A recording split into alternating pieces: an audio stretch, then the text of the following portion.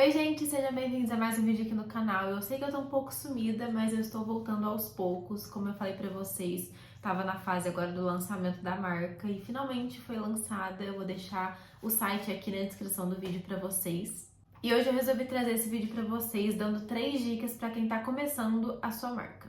São 3 dicas muito importantes e 2 delas foram, tipo assim, a virada de chave pra mim. Pra quem não me conhece, eu sou a Lu Luísa. Eu lancei a minha marca em 2021, já vinha planejando ela desde 2019. E quando eu lancei, a marca tinha um nicho voltado para o casual elegante, então eu fiz blazers, fiz calça, alfaiataria, entre outros. Resumidamente, eu pausei ela por um tempo e agora eu relancei como uma marca fitness e conf.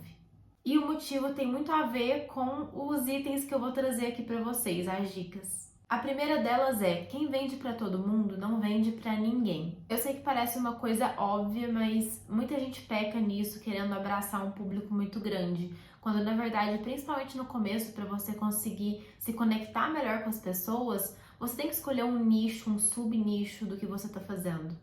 E uma parte muito importante é você realmente fazer pesquisas para entender como que é o comportamento do seu público, o que que ele gosta, o que que ele não gosta, o que que ele valoriza, qual que é a linguagem que ele fala, para você conseguir falar a linguagem dele e conseguir se comunicar com ele da melhor forma. A primeira vez que eu lancei a Advance, eu acho que eu pequei um pouco nisso, porque eu não fui atrás tanto dessa pesquisa. Eu fiz uma pesquisa mais geral de mercado, mas da persona em si eu não foquei. E uma coisa que eu fiz dessa vez foi ir atrás, por exemplo, de review no YouTube sobre produtos semelhantes aos que eu estava planejando fazer, as pessoas recebendo e dando opinião sobre isso. Enfim, tem várias formas de você fazer essa pesquisa, realmente perguntando para as pessoas que consomem, reparando o comportamento. Então, por exemplo, você pode entrar num shopping e ficar observando as pessoas que entram na loja, o que que elas fazem, como que elas compram, se elas têm o costume de comprar online ou se elas têm essa necessidade do presencial. Enfim, são muitas as possibilidades de pesquisa. E eu sei muito bem que para quem tá começando é muito mais complicado o investimento e tudo mais, meio que você tem que fazer tudo por conta própria, até por isso que demora um pouco esse início, sabe, pro lançamento. A gente provavelmente não vai conseguir fazer uma pesquisa tão aprofundada e tão certeira como as marcas grandes conseguem fazer. Mas eu acho que o mais importante é a gente não começar o nosso negócio de olhos fechados. Então, não se basear só no que a gente acha que é. Pode ser que mais pra frente, quando você iniciar e as pessoas começarem a comprar, você identifique que na verdade o seu público é outro. Mas no começo a gente meio que tem que criar, imaginar como que seria o nosso público, para quem que a gente quer entregar de fato.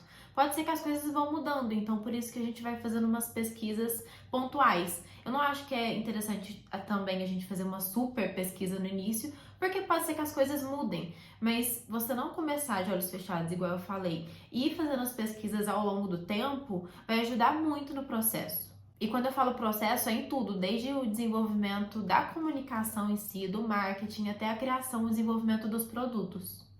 Essa segunda dica que eu vou compartilhar com vocês foi a virada de chave pra mim, assim, total. Então, se você estiver gostando desse vídeo, já se inscreve no canal, deixa seu like aí pra eu fazer mais conteúdos assim. E a dica é: escolha um nicho que você conheça e que faça parte da sua rotina. Principalmente se você estiver no meu caso, enquadrada no meu caso, em que eu mesma vou ser a maior divulgadora, assim, vamos dizer, da marca.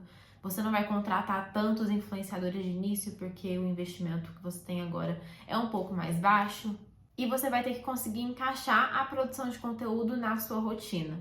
Então eu vou falar de como que foi pra mim. Quando eu criei a Advenzo, eu fiz blazers, fiz um monte de coisa. Aqui na minha cidade não costuma fazer frio. O meu dia a dia é ir pra academia, ir pra faculdade e aí de vez em quando, no final de semana, eu saio pra algum barzinho, pra algum restaurante diferente, mas assim, não é uma frequência gigantesca, eu sou muito mais caseira. Fora que como eu tenho esse costume de fazer exercício todo dia, não é sempre que meu cabelo tá bonitinho assim, entendeu? Ele sempre tá meio caótico.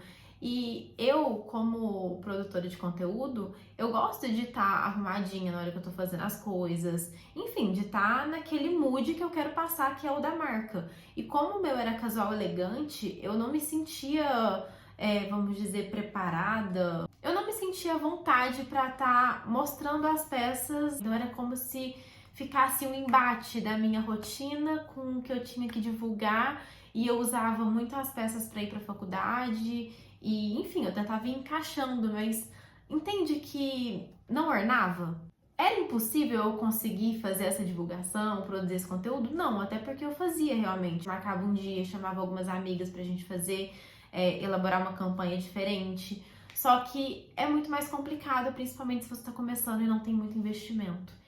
E, enfim, você também tem que fazer outras coisas além de produzir conteúdo. Eu acho que foi nisso que surgiu a minha desmotivação muito grande em continuar com a marca, porque eu me via no impasse e... eu já ia entrar na terceira dica, mas daqui a pouco, calma. Eu amo e continuo usando o estilo de roupa que eu fazia anteriormente, mais minimalista, estiloso, moderno. Mas quando eu tomei a decisão de mudar para o fitness, as coisas começaram a ficar muito mais fáceis, mais claras e acendeu um propósito maior em mim, sabe? Quando eu comecei, eu sentia que estava faltando algo, mas eu não conseguia identificar o que.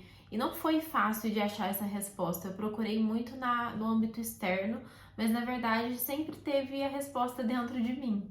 Parece bobo, mas qual que é a sua essência? Porque eu amo roupa, eu adoro me vestir bem e estar confortável, mas o que é mais importante do que isso pra mim? E eu comecei a reparar que independente do que estava acontecendo na minha vida, podia estar uma bagunça, o momento em que eu me sentia melhor, mais confiante, mais feliz, era o momento que eu tava ali fazendo exercício, seja um esporte, seja academia. E nunca foi sobre ser a melhor naquilo que eu tava fazendo, e também nunca foi só sobre estética.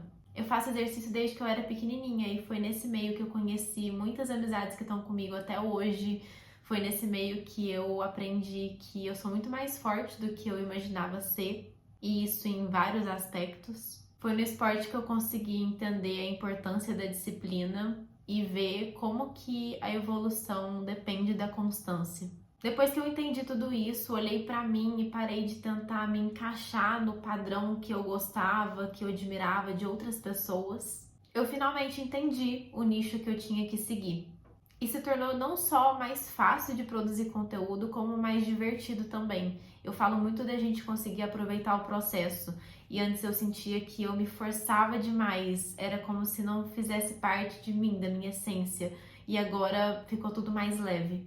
A terceira dica, mas não menos importante, é entender se você tem capacidade de produzir as peças que você gostaria. Porque pensa comigo, hoje em dia a concorrência é gigantesca e você tem que ter um diferencial ali para se destacar. E você pode ter um marketing excepcional. Se o produto não for bom, você não vai conseguir escalar isso, você vai acabar manchando a sua imagem. Quando eu comecei a Advance, eu comecei com essas peças de alfaiataria mais elaboradas, e aqui na minha cidade, por exemplo, é muito difícil de achar mão de obra. Eu não tinha como fazer um investimento em fabricações fora, porque eles exigem uma quantidade muito grande de peças mínimas para produção, e acaba ficando muito caro. Na época eu tinha confiança em uma costureira aqui da minha cidade, que eu já vinha trabalhando com ela há algum tempo, e ela tem, tipo assim, atenção aos mínimos detalhes das peças, sabe? Só que era uma para fazer uma coleção inteira, que deram muitas peças, e ela não conseguiu entregar tudo. Então pensa o meu desespero, eu já tinha marcado a data do lançamento, na hora que lançou, eu não tinha metade do estoque aqui comigo ainda. Eu desativei os produtos do site e assim, tiveram peças que foram pilotadas que nunca foram feitas, nunca foram produzidas.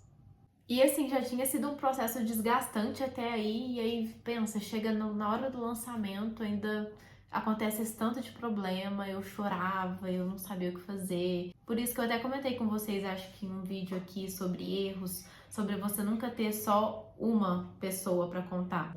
Você ter já, tipo, uma cartela de opções para e distribuir os seus produtos nelas para nunca ficar na mão, vamos dizer assim. Mas enfim, não foi o que aconteceu de primeira, já teve esse erro logo de cara, o que me desanimou muito. Lancei essa primeira coleção e em seguida a moça que trabalhava comigo, ela já falou assim, não vou mais fazer, você pode procurar uma outra para a próxima coleção, enfim. E aí eu já entrei na estaca zero de ter que começar a procurar fábrica, isso, aquilo. E aí eu desenvolvi um mini drop depois desse, com uma outra pessoa, Eu não gostei da qualidade de todas as peças, tanto é que eu nem cheguei a colocar várias das que eu tinha feito piloto, então assim, foram vários investimentos perdidos até que eu cansei. É lógico que tudo é questão de procurar, de testar, mas assim, chega um ponto que pra quem tá começando não dá mais, sabe?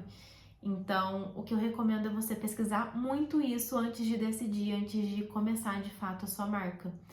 Onde você vai produzir, se vai ser na sua cidade, se vai ser fora, como é que vai ser o projeto, vai ter a pilotagem, como é que você vai ver essa pilotagem, aprovar ela para produção. Aquelas pessoas que vão fazer pra você, elas já têm especialidade, já têm um trabalho mais qualificado naquilo. A questão é que por serem peças diferentes, as complexidades também são diferentes. E quem que vai produzir bem aquela peça? A pessoa que já tem costume de fazer aquela peça. Então, o que eu identifiquei é que aqui na minha cidade a produção ela é muito voltada pro fitness e pro biquíni. Enquanto que para alfaiataria já é um pouco mais escasso, não é todo mundo que trabalha. E se você não tem essa constância de trabalhar com aquilo, fica muito mais difícil de você conseguir fazer um acabamento e uma peça de alto padrão. Mas tem muito lugar bom em São Paulo, por exemplo. É só realmente você ter um investimento um pouco maior para conseguir iniciar assim. Eu vou tentar não sumir, tá? Vou tentar aparecer mais por aqui, trazer conteúdos tanto sobre vida minimalista e conteúdos de marca. Deixem aí nos comentários o que vocês querem que eu fale mais por aqui. Não esqueçam de se inscrever no canal e de deixar o seu like. Beijo!